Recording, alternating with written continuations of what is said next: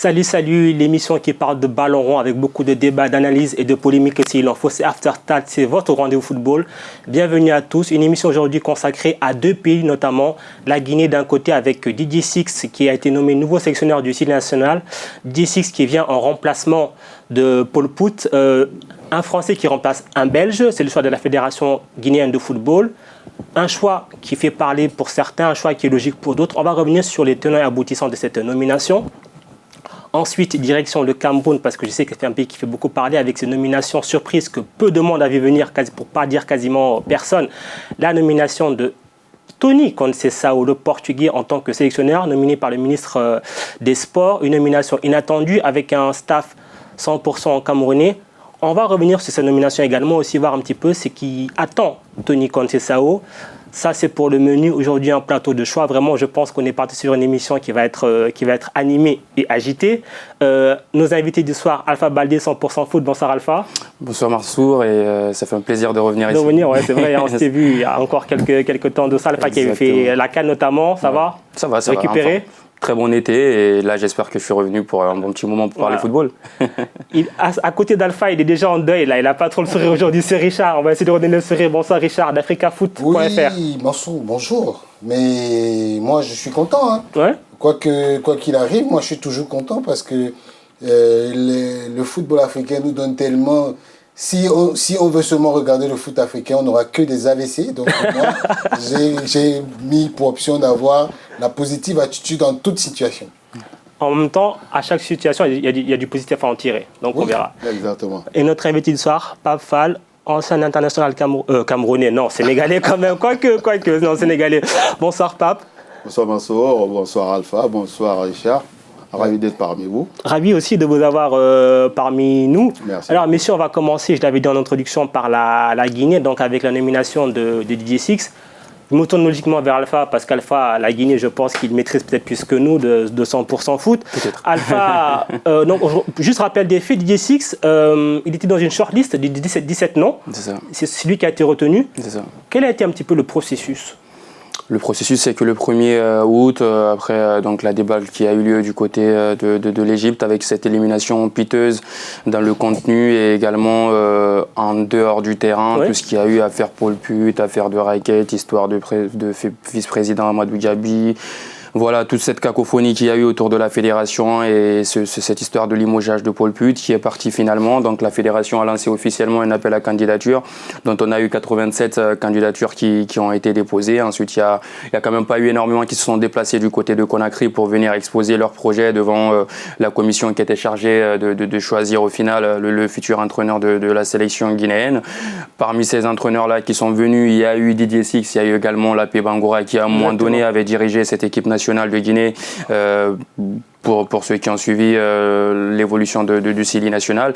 Donc voilà, au final, le choix final a été arrêté sur Didier Six. Didier Six qu'on connaît un petit peu sur le continent, dont on reparlera tout à l'heure. Donc voilà, dans l'ensemble, ce qu'il faut retenir, c'est que c'est ça, appel à candidature. Tout a été respecté, même si dans un premier temps, il y a eu une première liste qui est sortie, dans laquelle il n'y avait pas forcément Didier Six qui allait être retenu au final. On voyait plus Florent Ibenge, je pense, qui était parti avec les faveurs plutôt même du public, de certains membres de la commission, de beaucoup de personnes qui étaient même dans le comité exécutif, que moi je connais personnellement.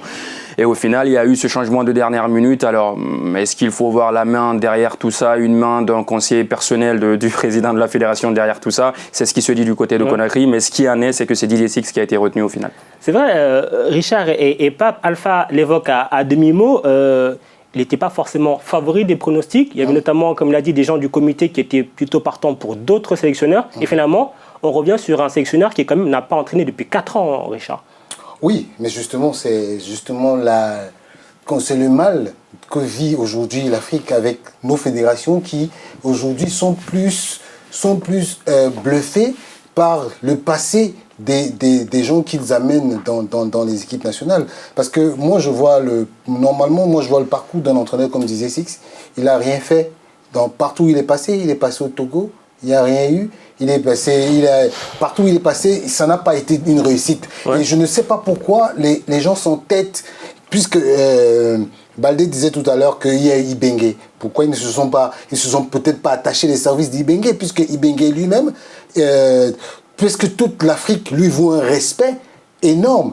Mais je me dis toujours, peut-être qu'un jour, quand on va se réveiller, il sera trop tard.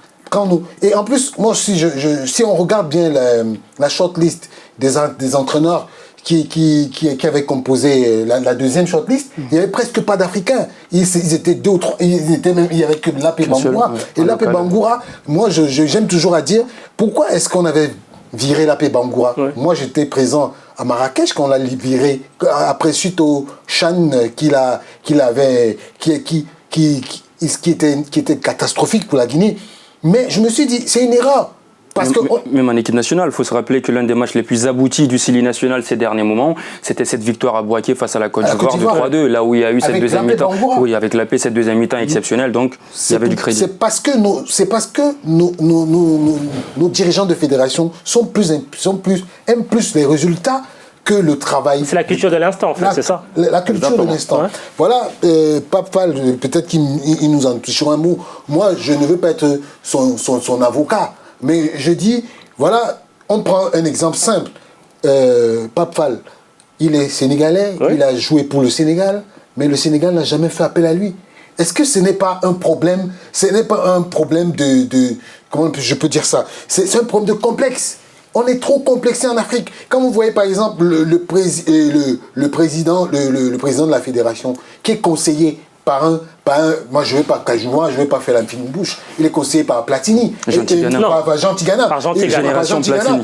Mais la génération Platini, parce qu'on connaît la génération Platini-Tigana. Mais je veux dire que quand Jean Tigana parle... Dont Didier Six fait partie de façon indirecte, parce que Coupe du Monde 78, Euro 84, voilà, c'est un petit peu avec les Rocheteau. C'est un problème de complexe. C'est un problème de complexe. Il faudrait qu'on enlève ce complexe dans nos têtes pour avancer. Sinon, on ne... Parce que, on en parlera pour le Cameroun plus tard, mais je ne comprends pas comment les anciennes gloires du football sont incapables d'avoir des projets bien structurés. Alors ça, elles sont incapables parce qu'elles ne l'ont pas fait, et là je me tourne vers Pape, ou alors elles sont entre guillemets incapables ou parce qu'on ne leur a pas donné les moyens de le faire à un moment donné. Oh, mais je crois qu'on ne les a pas donné les moyens. Ouais. Le seul problème qui se pose actuellement, c'est de savoir déjà par rapport à Antonio Soare qui a nommé Didier. C'est bien lui qui a nommé Didier. Oui, c'est lui qui valide au final. D'accord, c'est lui qui valide au final. Mais le problème, c'est que au niveau du football, il y a une hiérarchie qui se... Donc il y a d'abord, il va falloir d'abord consulter d'abord le DTN, il faut consulter le DTN, il y a un DTN. Le gars qui est chargé de mettre en place, de valoriser le football, la politique sportive du pays, politique sportive du pays et tout, mais c'est le DTN. Exactement.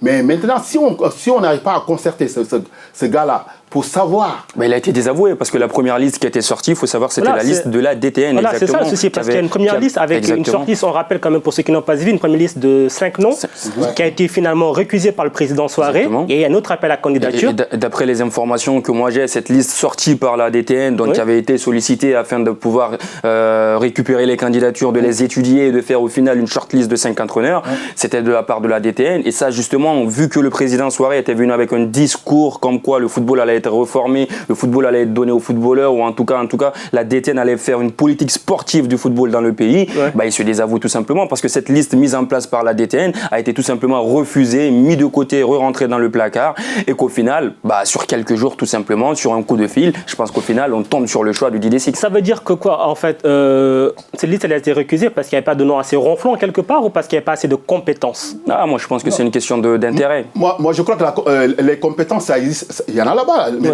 quand on parle de Lapé Bangoura là, mais Lapé c'est quelqu'un de compétent. C'est quelqu'un de compétent. On pouvait lui donner sa chance pour essayer au moins de voir qu'est-ce que ça va donner. Mais on ne peut pas se sortir de Paul Puig, je sais pas quoi là, et d'un seul coup après retomber encore sur Didier. Et Didier, est-ce qu'il a vraiment les compétences pour diriger cette équipe-là? Parce que moi je lis un peu, avant d'arriver, les interviews de Didier un peu. Il parle de vouloir mettre tout de suite un projet en place, mais en 2 mois, la compétition c'est au mois de novembre. Mais tu ne vas pas mettre un projet, en 2 mois, tu ne peux pas mettre un projet en place. Non, mais c'est surtout, c'est impossible. Moi, c'est surtout le fait que c'est quelqu'un qui n'a pas entraîné depuis quelques temps. Aujourd'hui, c'est quelqu'un qui, les réalités du continent, il s'en est plus affranchi depuis un bon moment. Et il revient dans... Alors moi, je ne suis pas totalement d'accord, parce qu'en 2013, avec le Togo, je pense quand même qu'il réalise une performance qui est très bonne. Oui, il sort des poules. Le Togo... je pense que c'était avec l'Algérie, Tunisie, Côte d'Ivoire, quelque chose comme ça. Où voilà, c'était un groupe qui était très difficile. Ils sortent des poules pour la première fois. C'était l'histoire du football togolais un petit peu.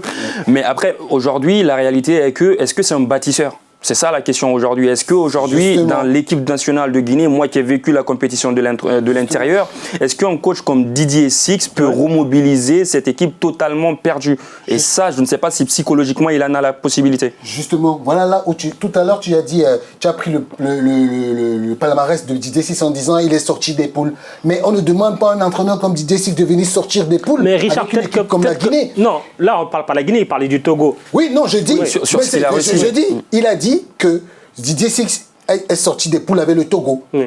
Ok, mais ce n'est pas ça le palmarès d'un entraîneur. Moi, oui, mais à cette époque-là pour le Togo, c'était quelque chose de notable. Ils n'étaient jamais sortis. On est en train de parler du cas de la Guinée. La Guinée, qui a des ambitions, qui veut aller plus loin, ne peut pas avoir un sélectionneur qui a pour palmarès d'avoir sorti l'équipe du Togo des poules. Parce que, je te prends un exemple. Dans la shortlist, la deuxième shortlist, il y avait Florent Ibenge qui a fait ses preuves.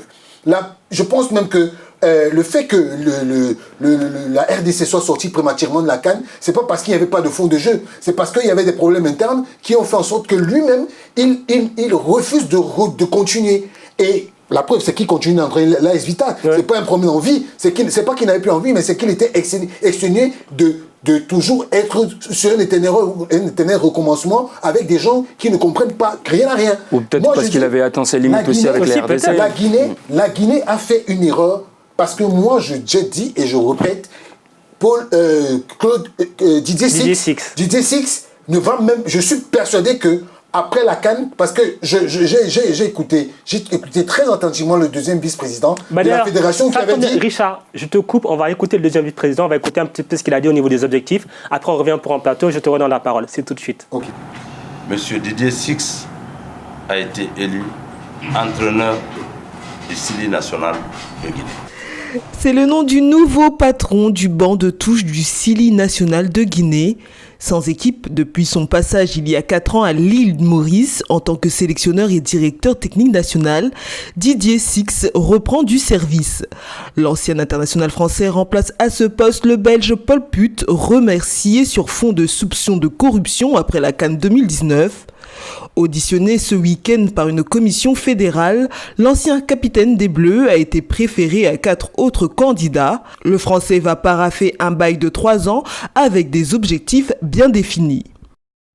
Partout ailleurs, les contrats des entraîneurs de football, c'est des contrats qui sont signés pour une durée déterminée. Mais au même moment, dans le contrat qui est signé, il est précisé que c'est des contrats d'objectifs que nous faisons signer aux entraîneurs. Donc c'est une occasion pour nous de le dire. Nous n'allons pas nous séparer très rapidement de Didier Six. Mais si cela se passait avant terme, il faudrait que les gens comprennent que c'est un contrat d'objectifs que nous allons signer avec Didier Six. Donc voilà, Richard Mathurin Bangura, je vois rigoler les deux contrats d'objectifs. Un contrat de 3 ans avec 2 objectifs. La qualification pour la phase finale de la CAN 2021, ça paraît logique. Et d'ailleurs, quand même, qualification aussi pour la Coupe du Monde. Oui. Voilà. Mais vous comprenez ce que je voulais dire. Il a dit un contrat d'objectifs. Oui. Et moi, je suis persuadé qu'il n'atteindra pas ses objectifs. Non, Richard, on est passé à une CAN à 24. On est passé d'une CAN à 24, mais je peux parier que Didier Six va très vite se séparer. Écoute-moi. C'est quoi l'objectif de la Guinée? Parce que moi j'entendais beaucoup avant le début de la CAN où il y avait beaucoup de rêveurs. Faut pas oublier qu'on est la Guinée. Oui. Enfin, moi je suis guinéen, j'aurais été heureux de dire qu'on veut remporter la CAN, qu'on veut aller en demi-finale, mais on n'a pas cet effectif-là. On n'a pas cette équipe-là. Est-ce que justement là, je suis d'accord du côté d'Alpha. Est-ce que les gens ne voient pas la Guinée plus belle qu'elle n'est? Oui, mais c'est parce que tout le monde est resté sur. Tout le monde est resté. Non, mais tout le monde, juste rapidement, tout le monde est resté sur la Guinée historique qui t'appelle Ghana, qui était l'une des équipes faniantes du football Voilà, Chérif Souleymane, Papa Camara. Mais aujourd'hui, on va se dire la vérité, on n'a pas un véritable avant-centre qui peut concurrencer en Afrique. Sur le top 10 africain, on n'a pas un top 10 attaquant. Au milieu de terrain, à part Naby Keita qui joue sur une jambe, on n'a pas un autre milieu de terrain capable de concurrencer un milieu de terrain top 10 africain. En défense centrale, à part Simon Fallet qu'on a découvert qui ne joue pas en club, si ça n'avait pas été la surprise de la CAN, on n'a pas une défense capable de faire top 10 africain. Un gardien de but, s'il n'y a pas eu Koné qui a été la surprise depuis le deuxième match qu'on a disputé des phases de poule, on n'a pas un gardien qui fait top 10 africain. Avec ça, qu'est-ce que tu veux faire sur le continent? Merci de m'avoir donné Alpha a tout dit. Alpha a tout dit. Le problème qui se pose, c'est que l'équipe guinéenne, les gens croient que c'est une équipe capable d'aller chercher la CAN ou quoi que ce soit. Mais c'est ce qui a été dit, les discours c'était ça, par notamment l'ancien président qui disait demi-finale. Même Paul Put, il a dit, mais c'est tout simple. Moi, je connais parfaitement ce pays. C'est un pays où le discours populiste, il est très applaudi. On est resté sur des bases de Sékou Touré, où il fallait faire la fierté, où il fallait lancer des épopées, des grandes phrases. Moi, j'étais à la primature au ministère des Affaires étrangères lors de la remise du drapeau, où on va faire la meilleure CAN, les guerriers. On avait un sujet dessus, on aurait dit qu'ils partaient à la guerre comme des tout le monde, j'ai vu tout ça. Mais cette équipe guinéenne actuelle, c'est pas une équipe qui va gagner la CAN. Mais elle n'est pas peut-être dans quelques années. Mais c'est pas une équipe. Parce que c'est une équipe déjà qui mise sur un seul joueur, c'est le joueur qui est à Liverpool. Naby Keita. Il mise que sur ce gamin-là. Or, ce gamin-là, on savait en âme et conscience que le gamin-là n'était pas prêt pour la CAN. Ton meilleur joueur, revenir sur blessure et tout.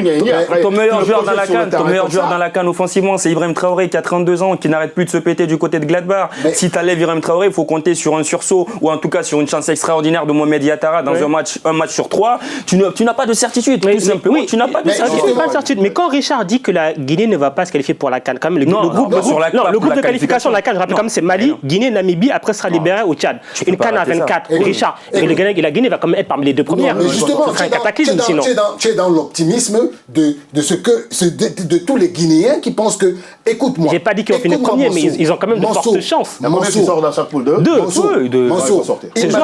Il m'a tendu la perche. C'est jouable, Richard. Avec ces joueurs-là, pour se qualifier.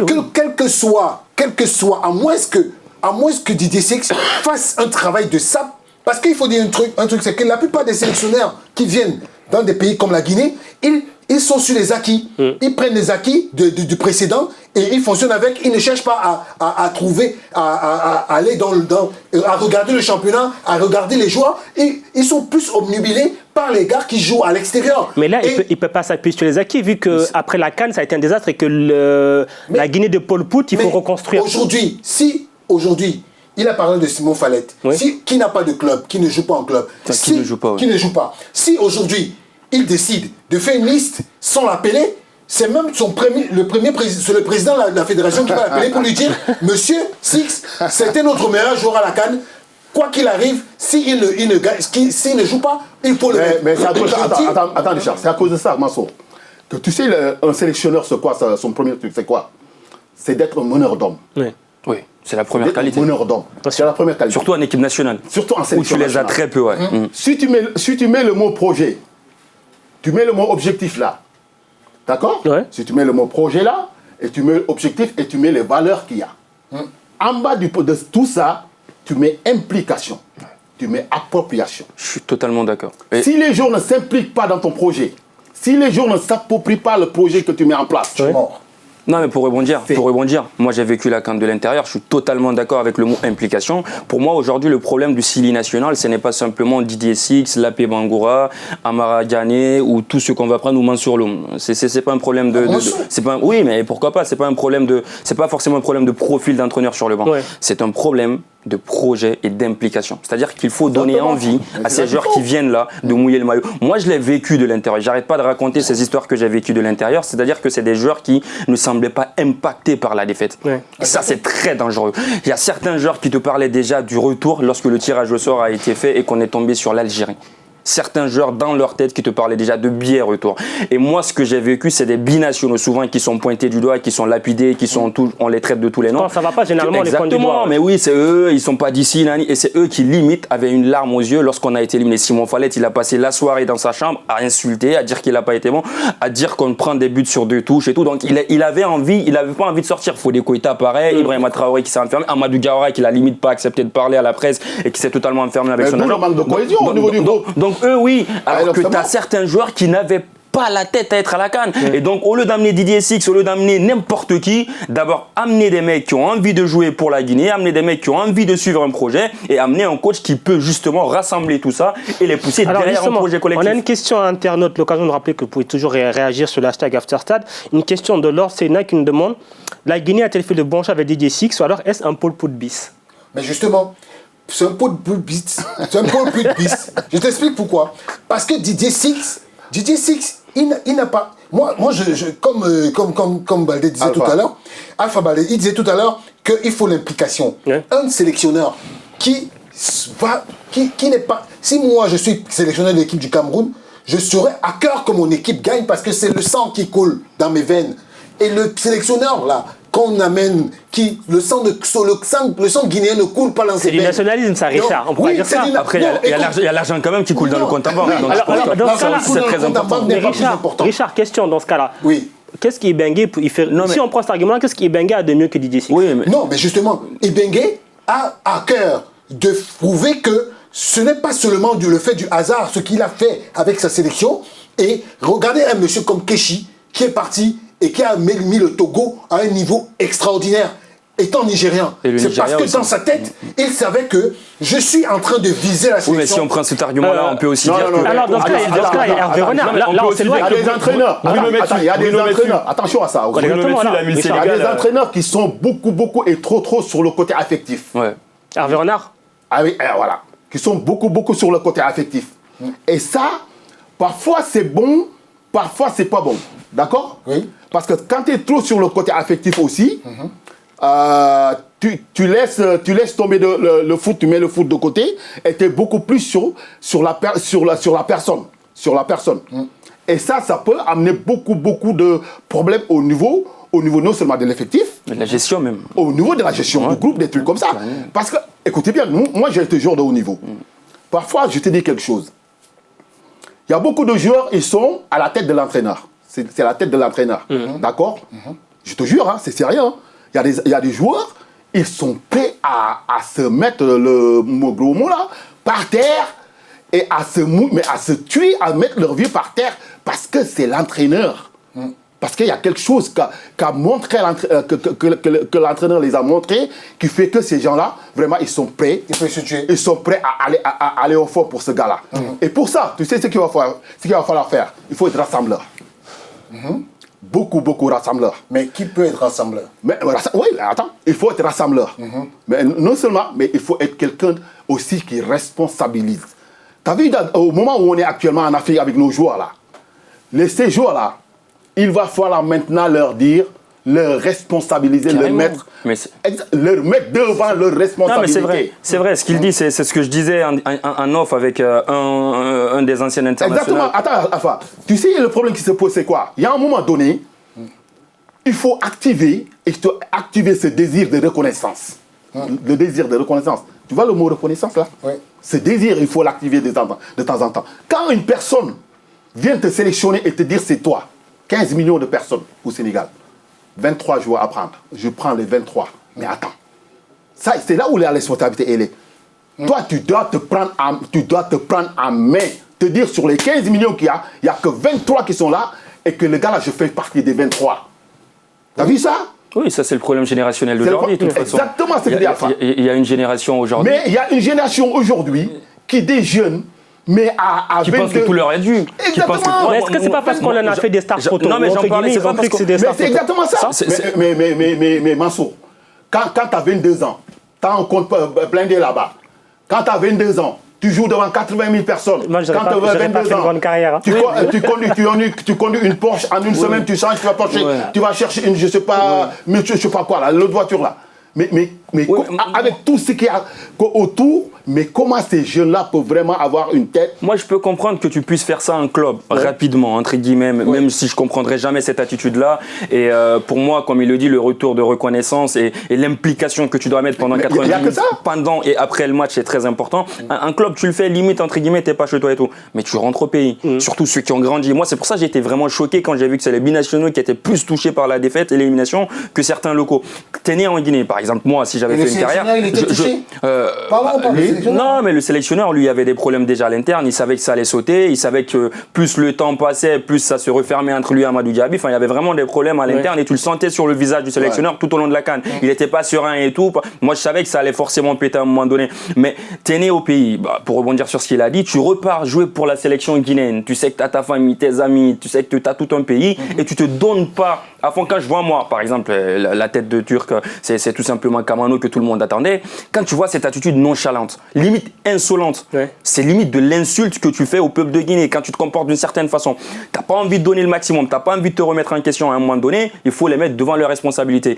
Il y a des amendes à payer, il y a une conduite à tenir, il y a une façon de se comporter, il y a une discipline à respecter quand tu viens en équipe nationale. C'est pourquoi je te dis que ça c'est à la tête de l'entraîneur. Exactement, et ça c'est à l'entraîneur de l'impliquer. Mais alors justement, est-ce que Didier Six, pour finir cette partie, justement, c'est ça la question. Voilà. Est-ce que Didier Six, du coup, a les épaules pour ce costume-là? Pour son passé, il faut pas oublier que quand il vient au Togo, il y a le bon et le mauvais. C'est-à-dire qu'il y a des joueurs comme Adebayor, Agassa, après Kabinda, qui voulaient partir. Il a quand même réussi à les faire rester dans cette équipe nationale togolaise pour aller faire cette CAN où il a été exceptionnel. Ils sont sortis des poules, où ça a été très bien dans le jeu, le plan de jeu qu'il a mis en place. Mais derrière, ça s'est très mal terminé avec les mêmes cadres qui lui reprochaient un petit peu son management, sa gestion, sa façon de gérer les égos des stars. Et ensuite, derrière, il est parti à l'île Maurice, je pense.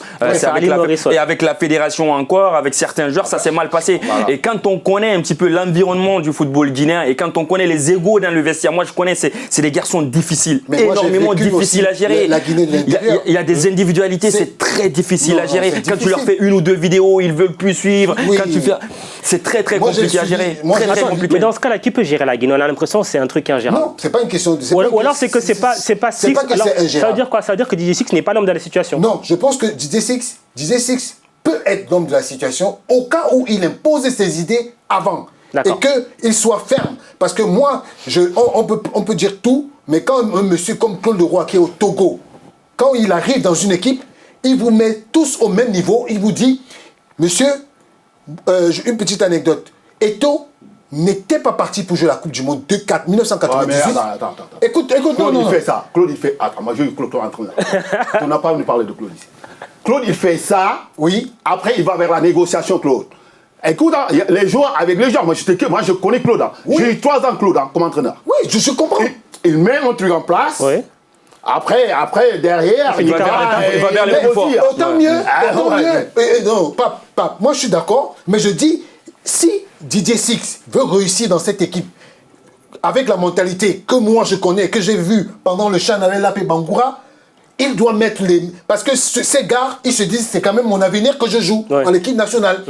Si il a les couilles, comme on dit, excusez-moi Richard. Oui, désolé, mais je dis, il faudrait qu'il mette ses idées en place. Celui qui n'est pas d'accord avec ses idées, on le met de côté. Moi, c'est pour ça que j'ai dit c'est pas une question de profil sur le banc. C'est le problème, il est beaucoup plus profond. Et moi, je suis très content qu'un certain Kaba Diawara, avec qui j'ai énormément discuté, qui était dans l'équipe nationale comme team manager et tout ça, qui lui a vu tout ça, qui lui a été au contact direct avec les joueurs, qui se plaignait énormément de certains comportements. Aujourd'hui, qu'est-ce qu'il a fait? Qu'est-ce qu'il a fait quand il y a eu ces problèmes-là? Non, il ne pouvait pas. Il était simple team manager. Le mec, il arrête. Non, mais moi je dis, tu peux pas arrêter. Tu peux pas arrêter comme ça alors que tu as un projet d'avenir avec le Sili. Il avait passé ses diplômes avec Belmadi. Lui, il visait un petit peu de revenir dans l'équipe nationale. Aujourd'hui, il a sa chance comme adjoint. Aujourd'hui, il est pris comme adjoint. C'est ce que je dis. Aujourd'hui, c'est très. Moi, ce qui va m'intéresser, c'est de voir le discours désormais de Kaba Diawara. Parce que lorsqu'il était team manager et qu'il ne pouvait pas agir directement dans la sanction, dans la discipline de l'équipe nationale, on en parlait beaucoup. C'est un joueur qui, lui, il a l'amour de la Guinée, en tout cas dans son discours, et il a envie que les joueurs donnent le maximum de main en termes de discipline. Aujourd'hui, qu'il a la possibilité, parce qu'il est adjoint tout simplement, et qu'il va épauler Paul Put, lui, il a vécu de l'intérieur cette CAN. Enfin, pardon, Didier Six plutôt, lapsus révélateur. Lui, il a vécu de l'intérieur cette CAN, cette dernière CAN, avec cette pagaille qu'il a eue. Moi, je ne vais pas tout raconter en plateau, mais on a vraiment besoin d'une discipline. Donc, lui, il savait ça, il me le disait directement. Aujourd'hui, là, l'application, il a en tout cas la chance de pouvoir l'appliquer directement en secondant Paul Put. C'est là que je l'attends. Si aujourd'hui, demain, il y a un problème de discipline, ça sera de Didier Six, ça sera Kaba Diawara. Vous l'aurez compris. C'est un chantier qu'attend Didier Six. Il y aura beaucoup de boulot. Comme la Guinée. Dans quelques instants, pour la deuxième partie avec une section où il y aura aussi beaucoup de boulot, c'est le Cameroun. À tout de suite, juste après cette courte page de pub.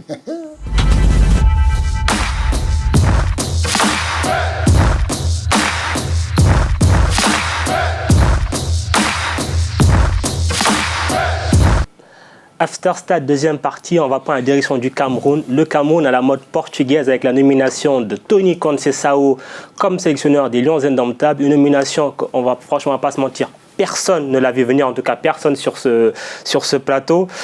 Dès qu'on a pris la nouvelle, je me suis tourné vers Richard, j'ai fait « Mais alors Richard, c'est qui ce monsieur ?» Parce qu'honnêtement, pas grand monde le connaît quand même, on va pas se mentir. Non, mais il ne faut pas se mentir. La preuve, la plupart de nous tous ici, Pape le disait en off, il a dit que quand on a sorti le nom du coach, il allait sur Wikipédia. Ouais. Mais malheureusement, sur Wikipédia, lui s'est posé la question de savoir, mais est-ce que c'est pas le gars de Cluj, machin? Le Cameroun, c'est un pays exceptionnel. Franchement, moi j'ai tweeté, si tu ne veux pas avoir une crise d'AVC, il faut oublier le Cameroun. Parce que sincèrement, je ne comprends pas quel est le projet. On est parti de Seedorf à Conceição. Seedorf, tout le monde le connaissait, avait son passé de joueur, mais Conceição, sincèrement, je ne suis même pas sûr qu'il a touché le ballon une fois dans sa vie. Si, quand même, il a fait un petit parcours. Sincèrement, je vais vous dire, j'ai pas voulu avoir le réflexe de tout le monde d'aller sur Wikipédia. Parce non, il n'y a pas que Wikipédia, il y a d'autres trucs. Oui, il n'y a pas Wikipédia, mais j'étais déjà d'abord désabusé. Parce que je me suis dit, mais comment on peut avoir une commission de 9 personnes constituée d'ingénieurs agronomes, de techniciens, de conseillers techniques, de je ne sais quoi, et pour nous faire la bonne blague, on nous dit le DTN était là. Déjà, la fédération n'a pas participé. Alors justement, j'allais revenir dessus. Mais avant de parler de la fédération, du ministère, etc., celui qui était pressenti pour le poste, c'était Gustavo Poyet à la base. Oui. Gustavo Poyet, finalement, là, on nous sort le lapin du chapeau. Gustavo Poyet était prévu à la base, selon les informations que j'ai eues. Ouais. Il a été auditionné, mais ils ne se sont pas entendus sur l'argent. Contractuellement. Sur la partie financière. Et ça a capoté. Et comme c'était une commission, le deuxième sur la liste, c'était Tino Conceição. Moi, sincèrement, je ne peux pas. Pour une fois au Cameroun, on n'a jamais sorti la liste, comme en Guinée, des 5 ou bien des 5 personnes qui devaient faire, qui étaient listées. Ça, c'était dans un secret. Moi, personnellement, on m'a consulté en me demandant qui tu vois. J'ai dit, sincèrement, moi, je vois Comboiré. C'est le nom que moi j'ai sorti. Patrick Mboma aussi, c'était. Non, Patrick Mboma est venu à la fin. Parce que, bon, je sais pas pourquoi c'était déjà fait. Puisque Patrick Mboma, on sait qu'il se portait candidat lundi et mercredi. Vendredi, c'est ça, ouais. Oui, vendredi. Moi, je pense que je ne sais pas pourquoi il a fait, mais moi, je vous rassure d'une chose, c'est que tout le monde était surpris. Moi, je savais que, bon, beaucoup de gens disaient que c'était Comboiré. Bon, comme moi, j'avais aussi cité Comboiré, je me suis dit, parce que moi, j'ai donné le nom, je suis passé, j'ai pu chercher à savoir pourquoi. Mais maintenant, aujourd'hui, on nous a sorti Tino Conceição. Alors moi, là, je l'appelle. On va regarder sa liste, sa fiche à Tony Conceição, qui, bon, Richard il dit que c'est pas un nom ronflant, je veux bien, mais bon, il a quand même. Monsieur le président, c'est ça? Non, regarde, juste. Non, quand même 283 matchs. Il a fait 13 clubs. Hein, c'est vraiment un globe-trotter. Et puis, il a quand même gagné 3 titres. Un championnat avec Cluj et 2 coupes de Roumanie. Ah, mais moi, j'ai pas écrit meilleur ratio CF Cluj. Non, il a un ratio de 2 points par match. Pour un coach, c'est pas mal. Après, malheureusement, moi, ce qui me choque un petit peu, alors là, pour la première fois, comme on le dit, le Cameroun, c'est pas un pays comme les autres, entre guillemets, mais moi, j'aurais bien aimé être au Cameroun, gagner autant de titres et ne pas être un pays comme les autres. C'est déjà pas mal. C'est un pays de football qui est respecté, qui a énormément de trophées. On a au Sénégal. Voilà. Je pense que le Sénégal troquerait bien. C'est la frustration. C'est ça, troquerait bien certaines médailles d'argent par rapport à certaines médailles d'or. Mais là, le positif que je vois, c'est qu'ils n'ont pas mis énormément de temps pour trouver un successeur. Par exemple, quand Hugo Bros était parti, ils ont mis plus de 6, 7, 8 mois avant de trouver Clarence Seedorf, alors qu'il y avait la canne qui pointait le bout de son nez. Je pense que c'était une patate chaude, un cadeau empoisonné dans les mains de Seedorf et Kluivert. Ça, je pense que on peut débattre là-dessus, mais je pense qu'on en sera globalement d'accord sur ça. Ouais. Et la preuve en est qu'au final, le mec, il n'a pas réussi à mettre en place vraiment un projet. Il y avait toute cette cacophonie à la FECA Foot. Ensuite, il y a eu la canne retirée, il fallait jouer des éliminatoires. Enfin, le contexte, il n'était vraiment pas aidant pour le duo néerlandais. Et aujourd'hui, il le remplace remplace quand même de façon assez rapide. Juillet, août, septembre, 2 mois. Il le remplace. Il y a quand même. Non, parce qu'il n'y a pas le choix aussi, ça va vite parce qu'il y a les éliminatoires. Oui, exactement. Il y a les éliminatoires qui vont venir. Donc, ils ont quand même fait le choix rapidement pour permettre au nouvel entraîneur de pouvoir mettre quelque chose. Le problème, c'est le choix. Non, mais ça, on est d'accord. Mais c'est là où j'allais en venir. C'est là où j'allais en venir. Maintenant, le problème, c'est qu'on parle du Cameroun, qui est un grand nom du continent, qui, même si ces derniers temps traverse une période un petit peu compliquée sur le continent footballistiquement, tu ne peux pas confier les rênes de la plus belle femme footballistique africaine, le Cameroun, à Tony Conceição. Moi, je veux bien que Tony Conceição il prenne la Namibie, je veux bien qu'il prenne la Centrafrique, je veux bien qu'il aille faire ses gammes là-bas. Même Djibouti, je suis pas sûr. Oui, je veux bien qu'il aille faire ses gammes là-bas, mais pas le Cameroun. Vous savez quoi, il y a Daniel Adi, notre correspondant au Cameroun, qui a pris sa caméra. Après la nomination, il est parti demander un petit peu aux supporters des Indomptables ce qu'ils pensent de Tony Conceição. On l'écoute et puis après on revient en plateau pour débriefer sur tout ça. Tony Conceição est le nouveau sélectionneur de l'équipe nationale du Cameroun. Il a été choisi parmi tant de candidats par les autorités en charge du football au Cameroun. Cette décision est diversement appréciée par les Camerounais. Je me dis, en tant que Camerounais, on doit aussi apprendre à faire confiance aux Camerounais. Depuis le temps, à l'époque, on a quand même eu quelques expatriés qui nous ont fait briller le football. Mais maintenant, tous ceux qui viennent là font chuter notre discipline, que nous aimons bien, le ballon rond. À un moment donné, les Camerounais devront faire confiance aux entraîneurs locaux, comme certaines nations telles que le Sénégal, l'Algérie et bien d'autres. Puisqu'on a longtemps échoué avec les expatriés, on ne sait pas pourquoi à chaque fois il faut passer par eux. Le choix du nouveau sélectionneur des Lions Indomptables comment je vais dire ça, ne m'arrange pas tellement, étant donné que nous avions des postulants locaux comme Patrick Mboma qui a déposé sa candidature. Et vous savez que le cœur des Camerounais est toujours derrière les Camerounais. Tony Conceição, bien que méconnu du grand public sportif camerounais, devra relever un défi de taille qui est celui de qualifier les Lions Indomptables du Cameroun pour le Mondial 2022 et la Coupe d'Afrique des Nations Total 2021 qui se jouera probablement au Cameroun. Son choix fait polémique car certains Camerounais avaient souhaité que l'équipe nationale soit confiée à un ancien footballeur camerounais comme Patrick Mboma. Malgré cela, ils attendent énormément du nouveau sélectionneur camerounais. Ce qu'on souhaite, ce n'est que les lendemains meilleurs, puisque ceux qui ont choisi les entraîneurs sont mieux expérimentés que nous dans le domaine. On ne peut que souhaiter des lendemains meilleurs. J'aimerais bien voir mon pays, ma nation, l'équipe nationale se reconstruire comme elle était avant. À l'époque des Patrick Mboma, Rigobert Song, Samuel Eto'o, à l'époque des Vincent Boubacar, dont ceux qui viennent de gagner la CAN là. Donc j'aimerais bien voir cette équipe se reconstituer, se rétablir et pouvoir encore nous permettre de redevenir champion d'Afrique. Pourquoi pas champion du monde un jour. Tony Conceição devra faire ses preuves après la lamentable élimination des Lions Indomptables du Cameroun à la dernière Coupe d'Afrique des Nations. Tony Conceição, de nationalité portugaise, après plusieurs années d'expérience en Europe et au Moyen-Orient, devra tout faire pour gagner le cœur des Camerounais. Beaucoup de choses à retenir de ces réactions, mais je vais me tourner vers vous, Pape, avec cette question. Je vais me faire un petit peu l'avocat du diable parce que voilà, on tire un petit peu sur Tony Conceição. Les personnes dans ce reportage disaient oui, on aurait pu prendre un technicien local. On a vu que c'est un petit peu la mode parce que voilà, Belmadi a gagné la CAN, elle aussi ça fait finale. On a vu Florent Ibenge. Mais je rappelle qu'il n'y a pas si longtemps, il y a 2 ans, Hugo Broos a gagné la CAN avec le Cameroun. Ouais. Hugo Broos, il est arrivé un petit peu dans le même contexte que Tony Conceição. Ouais. Mais dire aussi qu'il faut prendre des locaux. Mais il va falloir que les locaux soient formés aussi. Hein. Voilà, il y a une compétence. Mais il faut qu'il y ait de la compétence pour qu'on les mette aussi au devant. Hein. On ne peut pas parler de locaux. Mais il va falloir que ces gens-là aient un peu de compétence pour pouvoir vraiment prendre la place. Hein. Ouais. Après, il y en a quand même... Moi, je ne te coupe pas. Tu as dit qu'il faut que les locaux aient la compétence. Regardons les adjoints de Tony Conceição. Ils sont lesquels? Oman Bik ouais. Et Jacques Songo. Oman Bik a été adjoint de Javier Clemente. Il y a 8 ans. Il y a 8 ans. Normalement, c'est lui qui avait les possibilités et les capacités de prendre cette équipe en main. Est-ce qu'il a demandé? Il n'a pas demandé, mais pourquoi on l'a mis, ce adjoint? Ouais. Moi, je pense. Alors, mais pourquoi il accepte?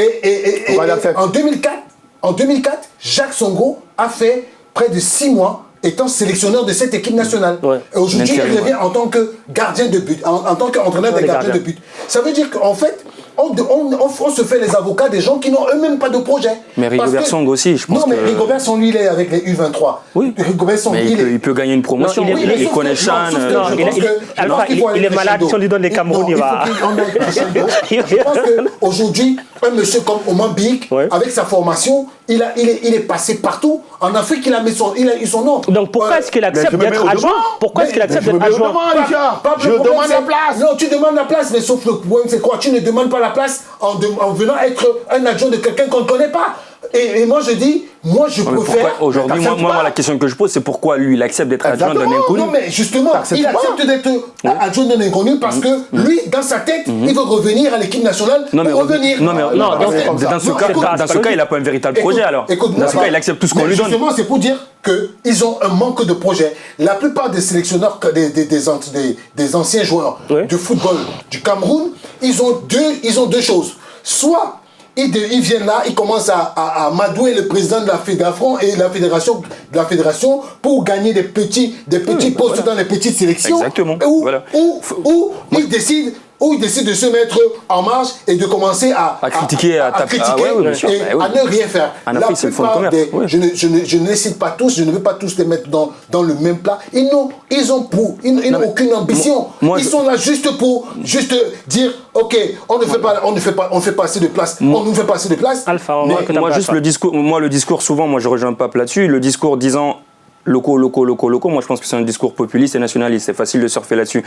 Quand on est capable, Ibenge, moi j'ai milité avec la RDC, au début c'était très bon, vers la fin j'étais aussi parmi ceux qui militaient, il fallait qu'il arrête la RDC parce que je pense qu'il avait atteint son plafond de verre, il avait vraiment réussi beaucoup de belles choses et il ne pouvait pour moi plus dépasser, il avait besoin d'autres choses, surtout qu'il avait l'AS Vita et la RDC. Donc pour moi, locaux, c'est pas forcément une bonne idée. Maintenant si tu prends un mec comme Tony Conceição, moi je suis désolé, qu'est-ce qu'il vaut? Moi si tu prends c'est sa première expérience de sélectionneur, première expérience en Afrique. Moi si tu prends un Poyet qui a fait la Fiorentina, qui a fait l'un des plus beaux footballs de la Fiorentina sur les dernières années, ou qui est du côté de Bordeaux et qui est en train de montrer de quelques belles petites choses et tout, moi je peux bien accepter qu'un Poyet vienne ou que tu prennes des grands entraîneurs, Hervé Renard, tout ça. Si Hervé Renard arrive, moi il n'y a pas de souci, Mbik il est entraîneur adjoint, Bouma il est entraîneur adjoint, il n'y a pas de problème quand tu prends des grosses têtes. Mais quand tu prends ce mec-là, moi je suis désolé, ce mec-là, est-ce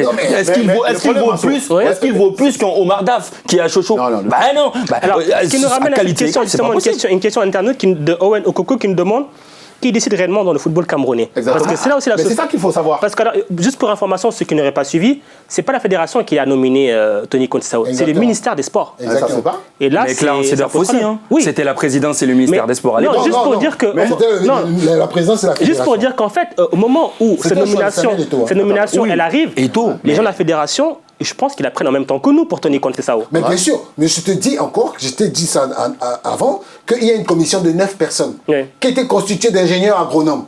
Et ils ont, pour nous faire bien miroiter les choses en disant on va valider le truc, et ils ont mis le DTN.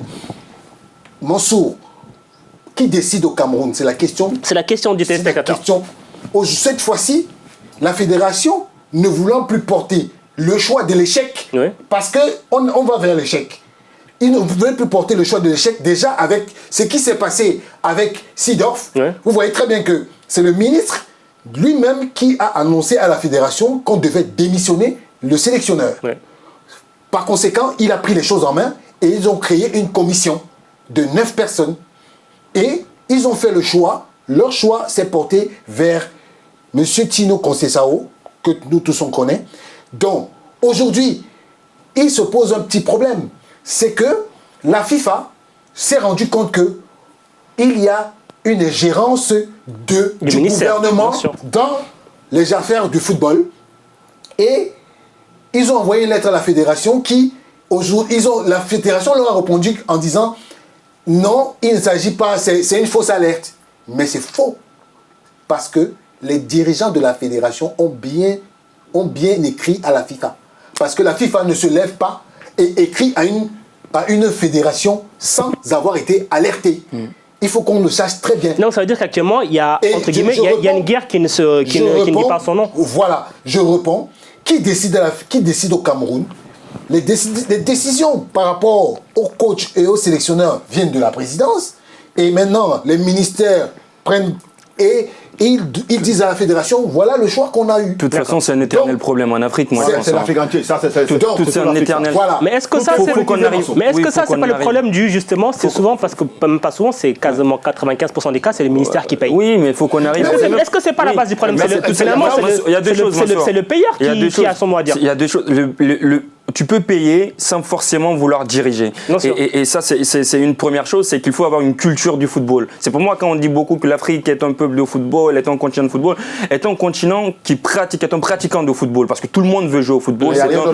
C'est un truc récréatif. Les gens, exactement. Mais pour être un pays de football et pour être un continent de football, il faut avoir les instances assez solides de football, du projet sportif. Ça n'existe pas en Afrique. C'est limite le ministère qui gère, parce que c'est comme tu le dis, c'est lui qui paye. Donc en Afrique, la main qui donne et la main qui dirige. On reste encore dans cette politique-là. Ça, c'est un. Et la deuxième chose qu'il faut mettre en place, tout simplement, c'est que pour moi, à un moment donné, aujourd'hui, comme le Cameroun, comme la Guinée, comme il y a eu un moment au Sénégal, avant que ça commence un petit peu, même si toi, je te sais un petit peu dur là-dessus ou pas également, mais il faut parvenir à mettre en place véritablement une politique sportive lisible. C'est-à-dire qu'il faut mettre en place une économie sportive, des sponsors autour du football, des gens qui viennent investir autour du football, que le football génère de l'argent afin que le football vive du football. Mais malheureusement, on ne l'a pas. Alpha, tu vas loin, tu ne peux pas demander la politique technique du club, la politique technique dans une nation de foot, la politique technique, ça c'est le boulot de la DTN. Oui, exactement. Ça c'est le directeur technique national qui s'occupe de ça. Exactement. Maintenant, lui, s'il ne fait pas son boulot, ou s'il est là à regarder, à percevoir des perdiums à gauche, à droite, pour pouvoir s'asseoir à sa place, or le travail il n'est pas fait, mais ça c'est son problème à lui. Mais il est souvent limité. Il est souvent limité. Moi, par exemple, le cas de la Guinée, on a mis Chérif Souleymane, ancienne légende et tout ce qu'on veut. Mais non, c'est pas ça. Oui, c'est ça. Mais qu'est-ce qu'on met en application derrière? Qu'est-ce qu'on met? Voilà, c'est ça. Mais j'ai l'impression qu'on nomme des gens à la tête. On peut nommer. En Afrique, je pense que l'Afrique, c'est le continent qui a le plus de forums. C'est le continent qui a, je pense, le plus de responsabilités, de postes de responsabilité. Mais le travail de fond qui est fait derrière, tu passes une journée à la DTN ou à la Fédération guinéenne de football ou à la Fédération, peut-être, je sais pas, camerounaise de football. C'est limite un marché ouvert. C'est des gens qui viennent te proposer avant. Il n'y a pas de travail qui est fait. Les gens ne travaillent pas. Tout est une question d'organisation. C'est ça. C'est pas organisé. On n'a pas de résultats escomptés. Il n'y aura rien de fait. L'Afrique ne va jamais s'organiser. Jamais. Ça va rester toujours comme ça. Il est optimiste, donc je pense que c'est pas une question d'optimisme. Moi, je dis. Il faut ça. On l'a pris avec toute la polémique que ça a créé. Depuis 1 an, pratiquement qu'il est là, presque 1 an, 6 mois, 1 an, il est là, il ne fait rien. Moi, je n'ai jamais vu ce qu'il a fait. Mais aujourd'hui, on a fait une commission. Je suis persuadé qu'il n'a même pas compté pour 1%. Mais non. 1% dans le choix de l'entraîneur. Avec tout ce qu'il a comme boulot. Bien sûr. C'est énorme ce qu'il a comme boulot à la DTN. Mais c'est exactement ça. On copie juste les instances européennes. Vu qu'il y a DTN en Europe, DTN en France. Bon, on va faire DTN en Guinée comme ça. Regarde, la détection des jeunes talents. Exactement. T'as vu ça? La formation des jeunes. Oui.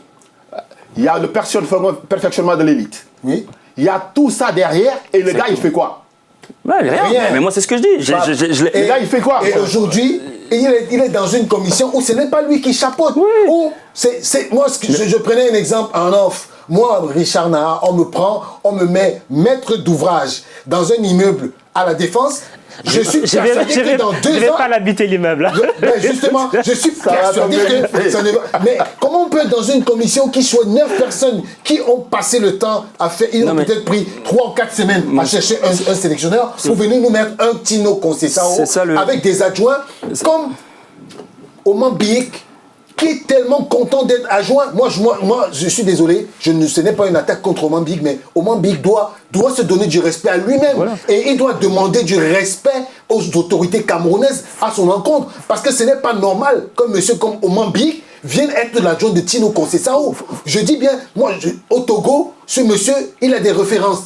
Au Gabon, il a des références. Et je ne pense pas qu'aujourd'hui, ce monsieur, il a même été, à un moment donné, il était en pourparlers avec la RCA et le Tchad. Je ne sais pas pourquoi ça n'a pas marché, mais je pense qu'il a la carrure d'un sélectionneur. Alors, pour revenir juste sur Tony Conceição, Étant donné que là, on voit bien qu'il y a, on va dire, une guerre qui ne dit pas son nom entre d'un côté la fédération, de l'autre côté le ministère, lui, il arrive comme ça, nommé par le ministère, il va devoir travailler avec la fédération. Est-ce qu'il ne va pas se retrouver embarqué dans une histoire bah oui, bien sûr, Est-ce qu'il n'arrive pas en terrain miné quelque part? Il arrive en terrain miné, mais il faut qu'il comprenne qu'il est arrivé dans un terrain où il y a tellement de politique et d'hypocrisie.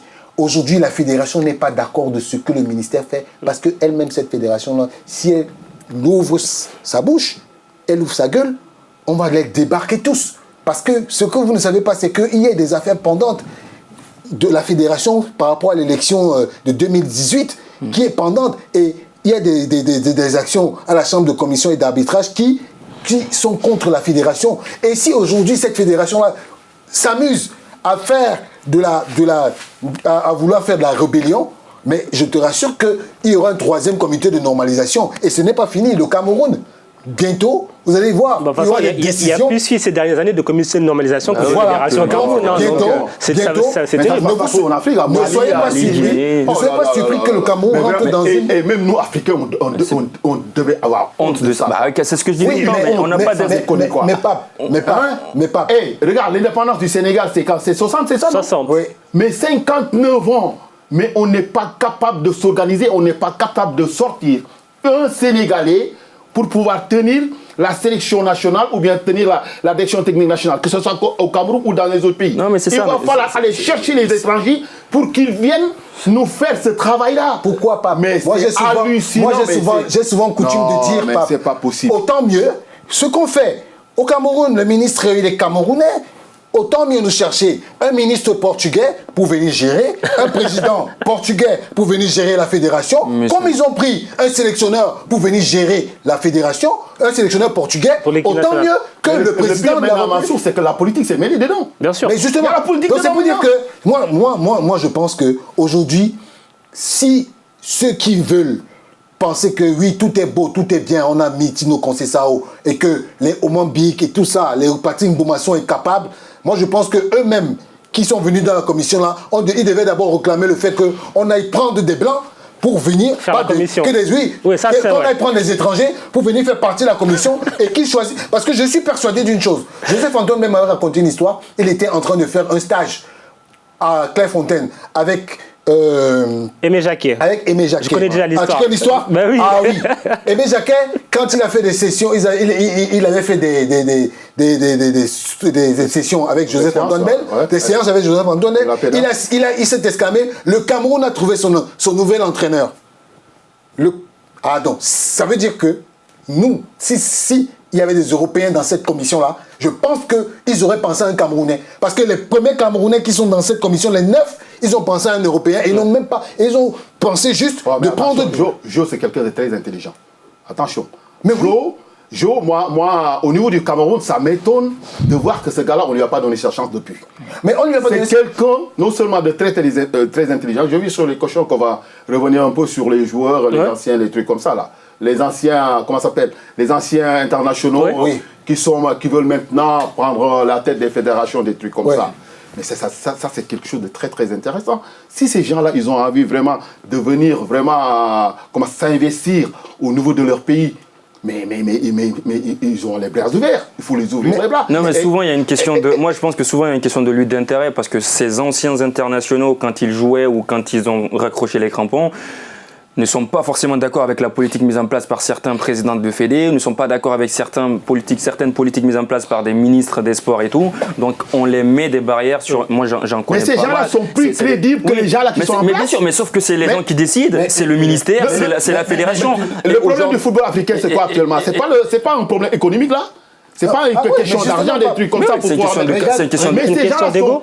Mais Mansour, ces gens-là sont capables d'amener tout ce qu'il faut pour... Regarde ton adjoint. Bien sûr, c'est une question de compétence. Kaba Diawara, il peut entraîner cette équipe, tu l'as dit tout à l'heure. C'est une question de compétence.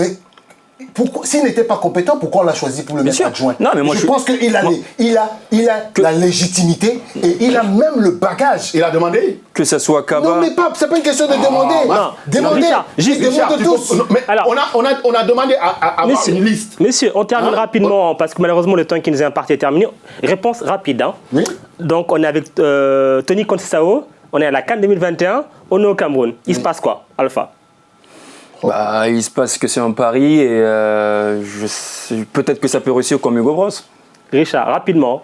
Si Tony Conceição gagne la CAN au Cameroun, je m'agenouille devant lui. Et je Sur dis, le plateau. Sur le plateau du Stade d'Afrique. Et je dis, mea culpa.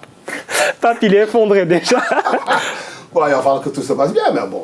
Mais on lui souhaite, il faut lui souhaiter. Ouais, bien sûr, parce qu'au final, parce que le coup, il est parti. Hein. Exactement. Maintenant, il va essayer de travailler avec lui. Hein. Parce qu'elle est là. On est obligé. Ah, mais parce que justement, on va quand même rappeler que certes, on a beaucoup débattu, mais quand même, il y a deux belles sélections, deux belles équipes, que ce soit la Guinée d'un côté et le Cameroun de l'autre, qui ont beaucoup de footballeurs qui représentent aussi l'Afrique et que si ces deux sélections vont bien, c'est l'Afrique aussi qui s'en portera mieux. Exactement. Messieurs, merci en tout cas pour votre participation. Nous, on se donne rendez-vous lundi prochain, même le même heure, d'ici là, portez-vous bien. Allez, ciao, ciao. Ciao.